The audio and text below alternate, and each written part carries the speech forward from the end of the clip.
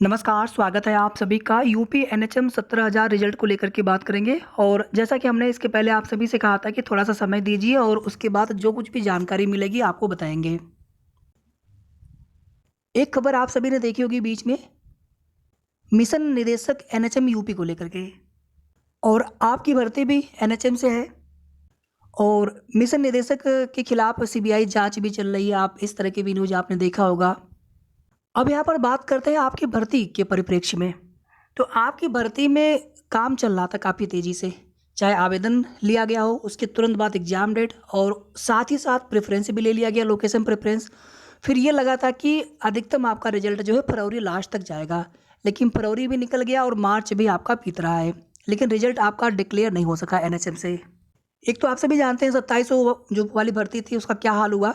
तो कहीं न कहीं इस भर्ती को लेकर के भी बहुत तरह की चीज़ें मन में चल रही हैं आप सभी के, कि ऐसा ना हो ये भर्ती भी निरस्त कर दी जाए। फिलहाल में देखिए एक जो हमने अपडेट आप सभी को दी थी इसके पहले वाले वीडियो में कि आपका जो रिज़ल्ट है वो रुका हुआ है, होल्ड पर है। अब यहाँ पर इसमें 2 तरह की चीज़ें हो सकती हैं। या तो यहाँ पर थोड़ा-सा समय लेते हुए आपका रिज़ल्ट डिक्लेयर कर दिया जाए, जो कि हमने आपको एक एक्सपेक्टेड डेट बताया था इसके पहले वाले वीडियो में लगभग 2-3 दिन पहले, कि 10 अप्रैल तक या 10 अप्रैल के आस-पास तक आपका रिज़ल्ट डिक्लेयर किया जा सकता है। या तो ये हो सकता है कि आपके रिज़ल्ट को एक बार दोबारा से चेक किया जाए। उस स्थिति में थोड़ा-सा समय और लग जाएगा। यानी उसके बाद फिर हो सकता है कि मिड अप्रैल या 15 से 20 अप्रैल तक आपका रिज़ल्ट आ पाए। अब इसमें देखिए आगे हम लोग कर क्या सकते हैं? तो इसके लिए हमें एक छोटा-सा प्रयास करना होगा और इसी प्रयास को लेकर के ये विशेष रूप से हम ये वीडियो बनाने का पर्पज़ था, क्योंकि कोई कन्फर्म डेट तो है नहीं कि आपका रिज़ल्ट कब तक आ सकता है, लेकिन हम लोग एक कोशिश तो कर सकते हैं। हमें करना क्या है, स्वास्थ्य मंत्री जी हैं, ब्रजेश पाठक सर हैं, डिप्टी सीएम भी हैं प्रदेश के, इनसे मिल कर के हमें एक बार अपने रिज़ल्ट को जल्द डिक्लेयर करने के लिए ज्ञापन देना है। जैसे अभी स्वास्थ्य मंत्री जी का जो आगामी कार्यक्रम है, 31 अक्टूबर माफ़ी चाहूँगा 31 मार्च, 1 अप्रैल फतेहपुर में कार्यक्रम है, कौशाम्बी में कार्यक्रम है, 31 मार्च और 1 अप्रैल के लिए। तो जो भी इन जिलों के स्थानीय अभ्यर्थी हों, आप स्वास्थ्य मंत्री जी को ज्ञापन दीजिए कि सर हमारा रिज़ल्ट रुका हुआ है। रिज़ल्ट जल्द देने के लिए निर्देशित करें एनएचएम को। इसी तरह से स्वास्थ्य मंत्री जी जब लखनऊ में हो, तो वहाँ पर उनको आप ज्ञापन दे सकते हैं। बाकी देखिए कुछ अभ्यर्थी एनएचएम गए हुए थे।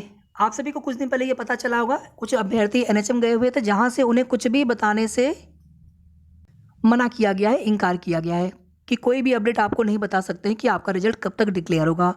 और अभी जो ये मैटर चल रहा था मिशन निदेशक मैम वाला, तो इसमें ये भी था कि शायद जब तक ये मैटर मामला हाईलाइट रहे, तब तक भी हो सकता है कि आपका रिज़ल्ट डिक्लेयर ना हो पाए। और उसके आगे एक तो ये बात तो है लगभग कि एक बार आपका जो रिज़ल्ट है दोबारा से वो क्रॉस चेक किया जा सकता है या फिर रिज़ल्ट आपका दोबारा से रीचेक किया जा सकता है। उसमें जो कुछ भी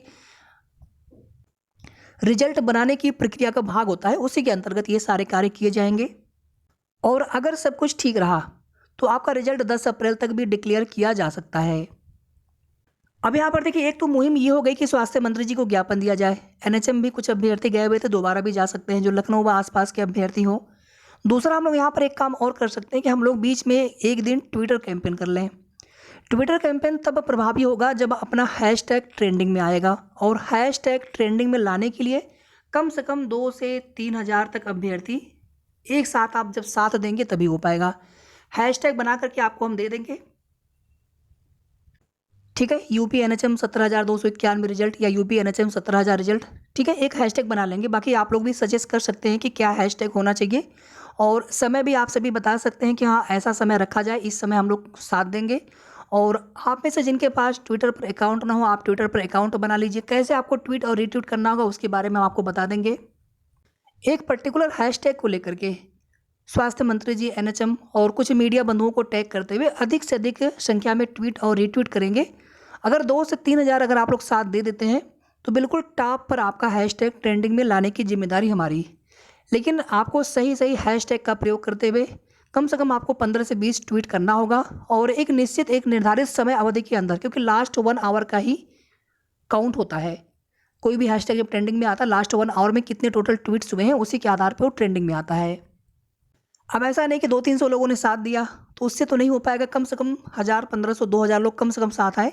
बाकी आप में से जितने अधिक से अधिक लोग साथ दे सकते हैं, तो ये 2 मुहिम करनी है और इसके लिए ज़्यादा समय नहीं चाहिए। 1 से 2 दिन या 2 से 3 दिन के अंदर अंदर हम लोग ये मुहिम कर सकते हैं। स्वास्थ्य मंत्री जी को जो अभ्यर्थी, जो स्थानीय अभ्यर्थी, जिन जिलों में कार्यक्रम होता है स्वास्थ्य मंत्री जी का, वहाँ पर उनको ज्ञापन दे दीजिए आप। थोड़ा सा प्रयास करना होगा क्योंकि भर्तियाँ एनएचएम वाली एक रद्द हुई है, 2700 वाली निरस्त हुई है। 2700 वाली थोड़ा सा कन्फर्म कर दीजिएगा, इसके पहले की ही भर्ती है। और अभी देखिए कोई एक लिस्ट और आनी है एनएचएम से, वो भी रुका पड़ा है और आपका भी रिजल्ट रुका पड़ा है। तो यहाँ पर हम सभी को थोड़ा सा प्रयास करने की आवश्यकता है। अगर आप साथ देने के लिए तैयार है तो प्लीज़ आप एस कमेंट कर दीजिएगा और ट्विटर के लिए किस दिन का समय रखें, कौन सा समय क्या रहे, टाइमिंग क्या रहे। और अगर आप हैशटैग सजेस्ट करना चाहें आप हैशटैग भी सजेस्ट कर सकते हैं। और स्वास्थ्य मंत्री जी को ज्ञापन देने के लिए अगर आप में से कोई तैयार हो तो भी आप कमेंट करके बताइए, या फिर एनएचएम जाने के लिए। शेष आगे की जो भी अपडेट होगी और अपनी मुहिम को लेकर के हम लोग जल्द मिलेंगे नेक्स्ट वीडियो में। वीडियो को आप लोग प्लीज़ लाइक जरूर कर दिया करें, शेयर भी आप सभी कर सकते हैं। और अगर आपने अभी तक चैनल को सब्सक्राइब न किया हो तो सबसे पहले आप चैनल को सब्सक्राइब कर लेंगे। धन्यवाद।